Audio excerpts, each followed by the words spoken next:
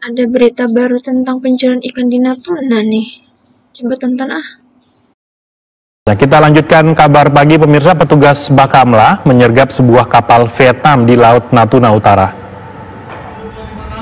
Kapal Vietnam ini diduga tengah melakukan aktivitas pencurian ikan di Laut Natuna Utara. Saat petugas mendekat, kapal Vietnam tersebut justru berusaha kabur menghindari petugas. Bahkan kapal Vietnam turut melepaskan jaring ikan untuk menghilangkan barang bukti. Dari hasil pemeriksaan petugas, kapal Vietnam tersebut mengangkut 2 ton ikan.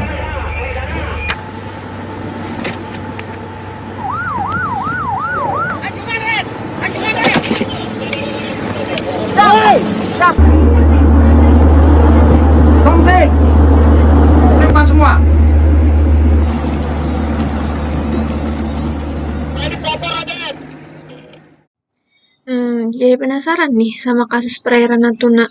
Iin kira-kira tahu nggak ya? Coba deh aku telepon dulu.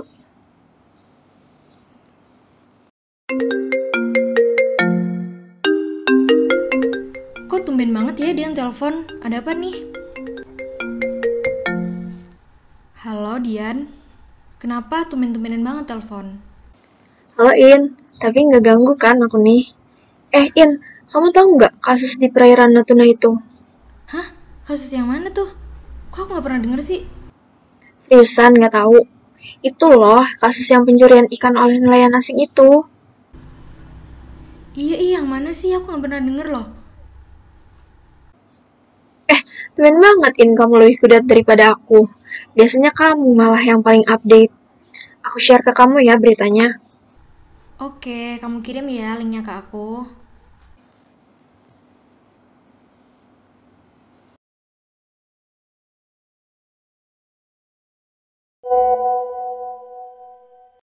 Nah, kita lanjutkan kabar pagi pemirsa. Petugas Bakamla menyergap sebuah kapal Vietnam di Laut Natuna Utara.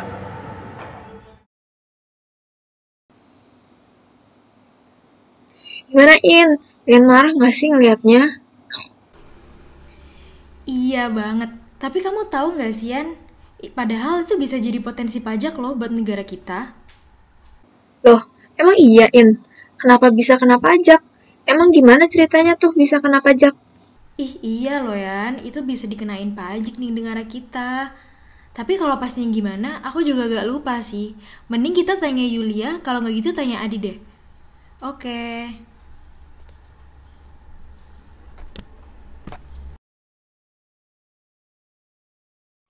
Halo guys. Halo. Halo. Halo.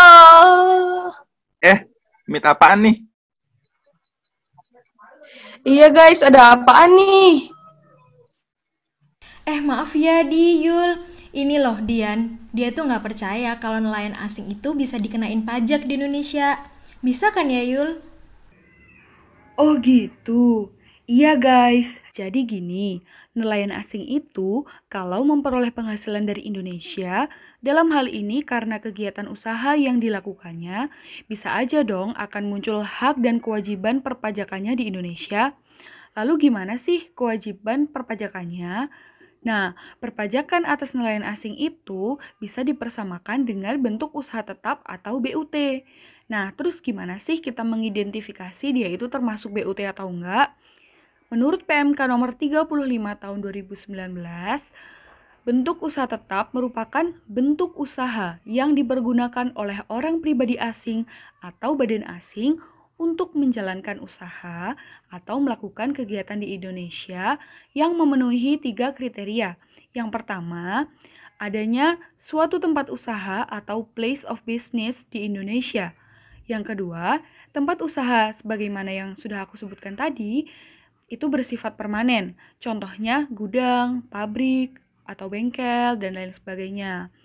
Kemudian yang ketiga, tempat usaha tadi digunakan oleh orang pribadi asing atau badan asing untuk menjalankan usaha atau melakukan kegiatan. Nah, untuk yang belum tahu, apa sih orang pribadi asing dan badan asing? Orang pribadi asing adalah orang pribadi yang tidak bertempat tinggal di Indonesia atau orang pribadi yang berada di Indonesia tidak lebih dari 183 hari dalam jangka waktu 12 bulan. Sedangkan badan asing adalah badan yang tidak didirikan dan tidak bertempat kedudukan di Indonesia. Tempat usaha yang tadi aku sebutkan itu mencakup banyak hal ya teman-teman. Salah satunya yaitu perikanan, peternakan, pertanian, perkebunan, atau kehutanan. Nah, karena di sini perikanan itu disebut, makanya bisa dikenakan pajak di Indonesia. Jadi kita harus identifikasi lagi nih, nelayan asing yang mengambil ikan di Indonesia itu memenuhi kriteria seperti yang udah aku jelasin tadi atau enggak. Gitu teman-teman. Iya, bener tuh kata Yulia. Di daerah rumahku ada juga loh kasus nelayan asing kayak gini. Jadi, Mr. Lin, seorang nelayan asing dari Cina, sudah lama melaut di perairan di Bali. Biasanya, setelah Mr. Lin melaut, ia akan menyimpan hasil tangkapannya di gudang penyimpanan ikan yang telah didirikan di sekitaran pantai. Nah, jika kita lihat dan identifikasi dari 4 pendekatan tersebut, sudah jelas kan bahwa Mr. Lin akan dikenakan pajak Badan Usaha Tetap atau BUT pribadi di Indonesia. Nah, tetapi sebelumnya Mr. Lin belum dikenakan pajak. Tetapi sih beberapa waktu lalu, pegawai pajak sudah mengunjungi tempat Mr. Lin dan menjelaskan aspek perpajakan nelayan asing kepada Mr. Lin. Jadi, akhirnya Mr. Lin kena pajak deh di Indonesia. Oh gitu, berarti benar kata kamu In yang tadi bisa jadi potensi pajak itu.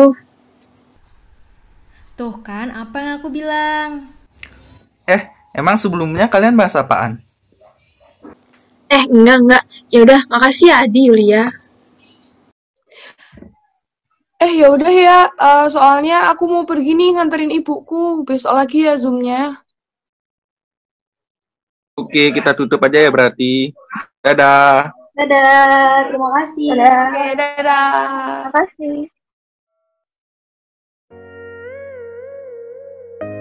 Nah, gimana teman-teman?